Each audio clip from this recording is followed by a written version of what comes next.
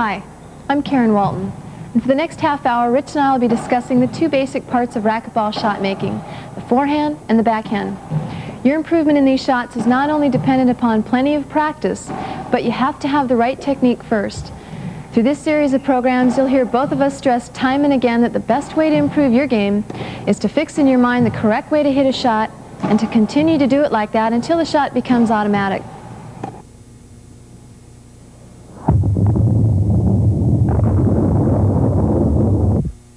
So you want to learn how to play racquetball. Well, probably the first and most important fundamental in beginning racquetball is the grip. Take your racket in your opposite hitting hand, run your hitting hand down to the end of the grip, and shake hands with your racket. Now if you notice, there's a V formed between your thumb and your index finger. What you want is to have this V running down the top part of the racket. What this does is it forces your racket to be perpendicular to the floor and parallel to the front wall so that when you make actual contact with the ball, it'll travel in a direct line towards the front wall. If my grip were off, say to the right, as you can see, the racket face is facing upwards so that the ball will fly high on the front wall. If my grip is off to the left side, the racket is facing down, so a lot of my shots will be hit into the ground. Once again, let's go through that. Take your racket in your opposite hitting hand, run your hitting hand down the face of the racket to the end of the grip, and shake hands with your racket. Once again, make sure that the V is running down the top part of the racket here. The second part of the grip that we have to concentrate on is which fingers grip the racket. These three fingers that are on the bottom part of the racket are the main grip fingers. Your index finger is extended slightly up the top part of the racket.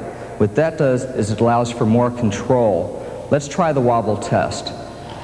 Grip your racket in a fist grip like this. Shake your racket back and forth. If you notice, the racket's very unstable in your hand. Now extend your finger up the top part of the racket here. Do the same test and you notice that the racket is very comfortable. It doesn't wobble. When you make contact with the ball, the racket won't torque or turn in your hand as often if you have the improper fist grip here. All right, once again, when you're gripping the racket, hold it firmly, but not too tightly with these three bottom fingers. You don't want your forearm or arm to get extremely tired. Extend your index finger up to the top part of the racket here. Make sure your thumb is in between your middle and index fingers. Also, on the grip, your heel of your hand should be resting right on the bottom part of the racket here. Okay, the second part of beginning racquetball is a stance. The incorrect stance is to face the front wall in this fashion here and try and hit the ball sidearm. The proper stance is to face the side wall in this manner. As the ball is coming to you from the front wall, you either shuffle backwards or forwards so that the ball is met in your hitting area, which is between your knees and waist.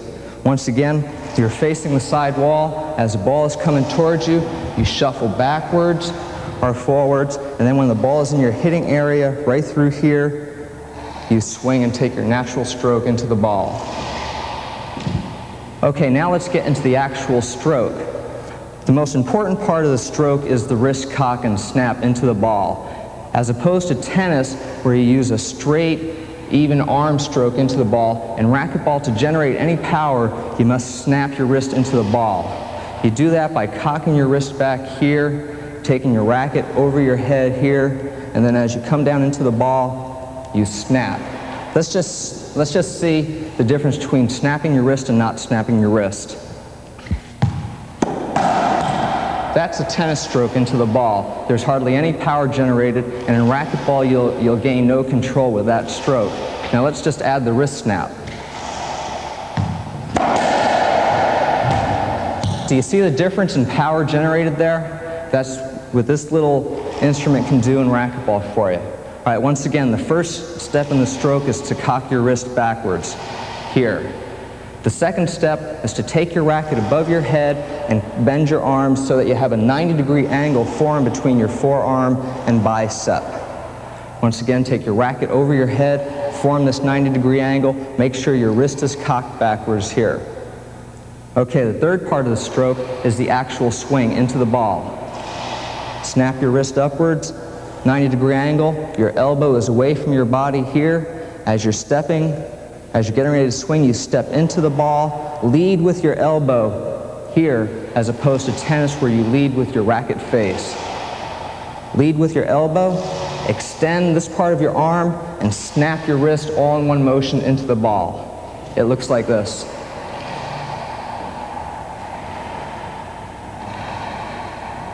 One more time. Okay, third part of the stroke is the follow-through. The follow-through never hits a ball, but if you have an improper follow-through, you can guess that you probably stroked the ball wrong.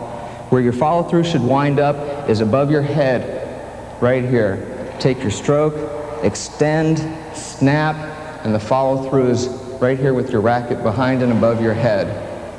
You know, you'd be surprised just how many players favor their forehand over their backhand. But a backhand shot can be just as easy to hit. To generate the same power as a forehand, it has to be well executed. And not even many of the top pro players can do that with consistency. But don't underestimate the importance of the backhand in your game. To play winning racquetball, it's an absolute necessity.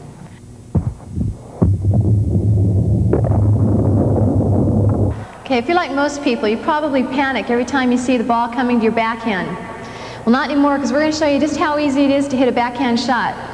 Starting with the grip, I want you to hold the racket out in front of you, place your hitting hand on the strings, slide your hand over the throat and onto the grip like you're shaking hands with it. Now if you remember, that's the forehand grip. You do switch your grip for your backhand by simply turning your hand about 1/4 of an inch to the left. So now the V of your hand is on top of the side edge of the racket, right along here. Okay, again, starting with your hand on the strings, slide it down over the throat, onto the grip. Okay, that's the forehand, over to the backhand, your forefinger and your thumb make a V on the top edge of the racket. Now you don't want to hold too far down on the grip. You're going to lose control. It's going to be too wristy. So you want to hold on in the center of the racket where you've got a lot of control. You've got the whole grip in your hand. Okay, another important thing is the thong. Before you take onto your racket, you want to put your hand through the string. This is a safety device so that you don't throw your racket when you're taking a hard swing. It's very important that you use it. Now another thing you might want to remember is the stance. When you're hitting a backhand shot, you don't want to stand facing the front wall and hitting anything like this. You want to turn towards the left side wall, get your racket back, take your step, hit, and follow through. Okay, in the ready position again, facing the front wall, change to your backhand grip, turn to the left side wall, racket back, swing, and follow through. Now, I should go over probably one reason that you want to switch to your backhand grip rather than a forehand is for this reason. If I take a backhand stroke with a forehand grip, you notice that my head is facing up. That's going to make my shot go too high. Now, the same stroke with my backhand grip, you notice my racket head is straight up and down. My shot's going to go perfect, as low as I want it. Okay, now there's 3 basic parts to the stroke. There's the backswing, the contact, or when you snap your wrist, and the follow through. And all this is just a reverse of the forehand. Okay, where you started here, swing around with your backhand grip, and your backswing is up high, just like on your forehand. You note my arm is the same angle as my forehand was. Over here, swing around, it's the same. Okay, my racket is up by my head for the backswing. Now, when I contact the ball facing the side wall again with my racket back, I want to take my step and I want to lead with my shoulder. And I'm going to snap my wrist as soon as I contact the ball off my leading knee. You don't want to hit like you did on a forehand, which is in between your 2 feet. You don't want to contact it there. On the backhand, you contact it off your front foot, right in this area. Okay, now that's when you're going to contact the ball and snap your wrist. Right here. Backswing, snap, and around. Now for the follow through. This is going to give you more power. You don't want to come and stop right here. That's going to, first of all, hurt your arm. Putting all that power and then stopping. You want to have a real natural stroke all the way around your body. So starting again, backswing, contact the ball, follow through. Now there's a stroke that we call the golf motion, which is coming up on the ball. That's going to raise the ball up too high. You want a nice level stroke all the way around.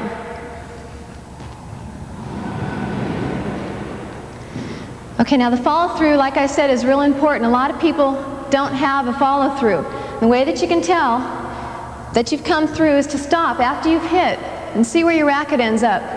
If it's here, you know you haven't taken the proper follow through. Go all the way around, get back into the ready position, your forehand grip, and you're ready for the next shot. You always want to hold on with the forehand grip when you're in the ready position, here. Now as soon as you see the ball coming to the backhand side, that's when you switch your grip. Now switching the grip is relatively easy. All you do, it's not like tennis where you have so much time to take your racket back with the other hand and then switch the grip. It's simply doing it with your same hand. You're just walking the grip in your fingers. You might want to try this a few times until it feels pretty comfortable. Just walking it back and forth, forehand to the backhand, and back. Okay, let me show you just a few backhands that I've been talking about and see if you can point out backswing, contact the ball, and the follow through. Notice my knees are bent, real relaxed, so I can hit the shot about knee height. I don't want to contact it too high up. It's a real level follow through. Now I'll show you the difference if I stand up. Okay, for one, I lose my power, my control, and my shot is way too high. The object in racquetball, as you know, is to get the ball as low as you can. It's a little too low.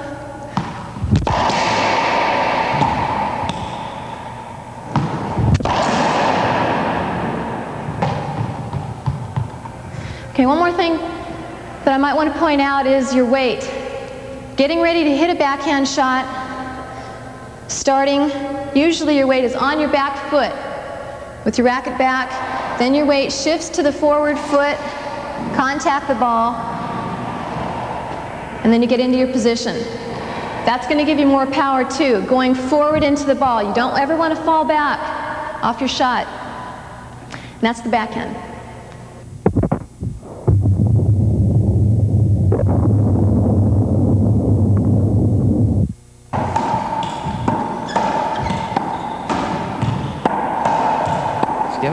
Give it.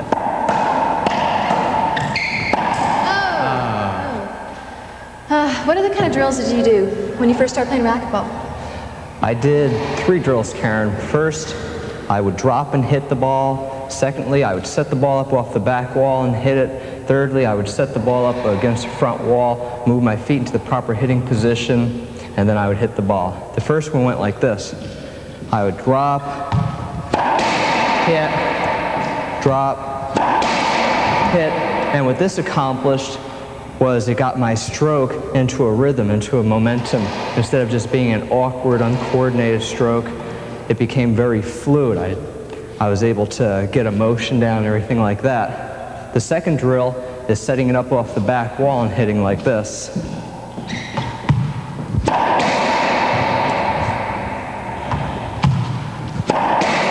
What this did was it got me used to the ball coming towards me and helping me just a little bit move my feet into the proper hitting position.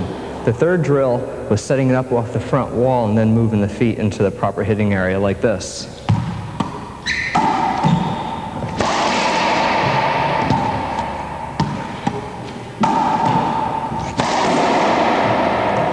What this drill did was it made me move my feet around the court so that I would have to let the ball fall into this area right here, which is my ball position. And that just coordinated foot movement and actual racket stroke technique into the ball. Well, how often would you say that you practice these drills separately, or? I would hit them 100 times a day or something. You know, you just got to hit them till you get the the stroke down till you get the shot down that you're trying to learn. 100 times each? 100 times each or 200 times each, depending on how difficult it was and how good I wanted to get at that certain shot. Would you do that every day or once a week, 3 times a week? I would do it about every other day. Just, you know, you don't want to over practice, you get tired of it. Yeah. But if it was a really difficult thing to learn, I would practice it every day, a couple hours a day till I got it. Okay, well, let me try. See if I can. Okay, I'll watch this. First one was to drop. Just drop and hit it. What this does is it just gets your stroke nice and fluid, a very even stroke. That's good. Yeah, that's pretty easy. Okay, the second was? Setting it up off the back wall. Off the back wall? Yeah. Very nice. Very, very nice. Back wall. What this does is it slowly and gradually gets your footwork into play with the stroke. It's not a big jump like the next drill is. So should I throw it farther out so that I'll have to run? No, not at first. At first you just want to set it up nice and easy so that you don't have to walk that far to get to it. Try one more of this. That's not bad. Okay, what was the third? To lob to myself? Just lob it to yourself and move your feet to get into the right hitting area and then hit the ball. Good.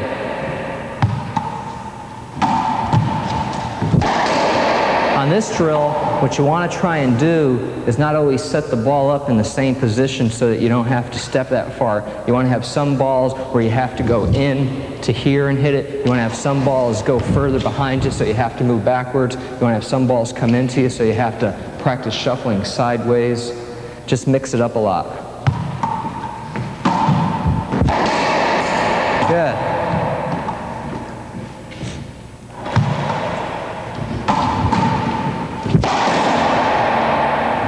So now do you do these drills for both the forehand and the backhand? Both forehand and backhand. Whenever I'm trying to learn something new, whether it be a stroke or just a shot, I always start. Let me do a few so I can practice up a little bit here. Okay. First you drop and hit. Try and get a nice even flow to your stroke. Not bad. Not bad. Okay, second one is off the back wall.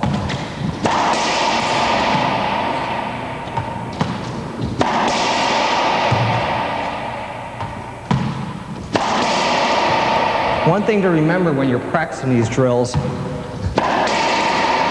is that before the ball gets to you, your racket should be set up, especially on the next drill that I'm going to do when it's coming off the front wall towards me. If I wait till the last second here and then try and go like that, it's going to cause a lot of errors because I have a lot of racket movement in this last split second. So you want to be set up, have your racket back already. Here. This way, all you have to do, have your racket back, all you have to do is take your normal stroke through the ball.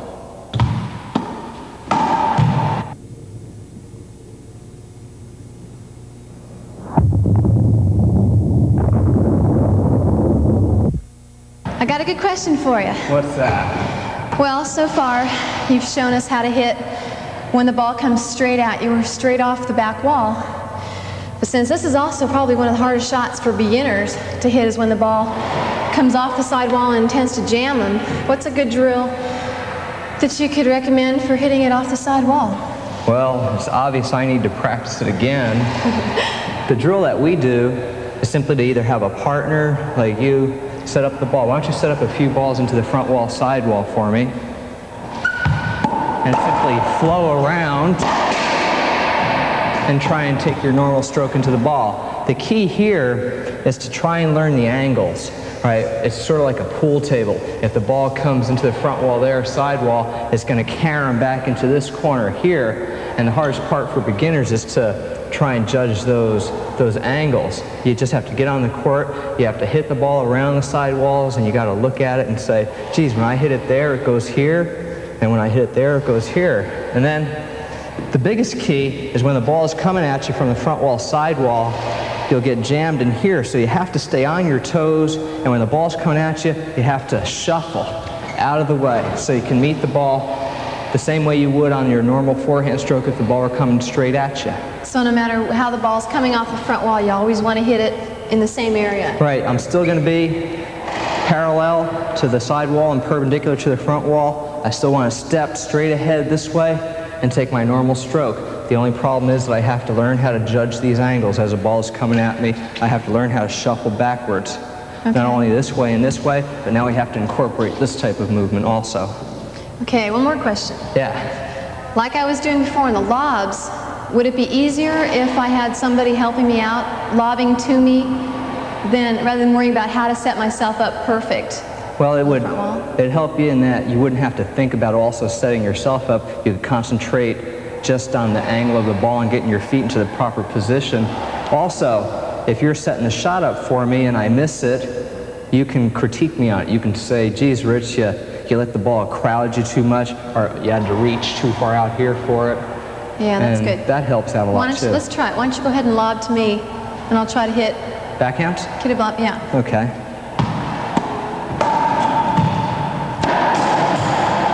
Or forehands, either one. Okay, whatever happens.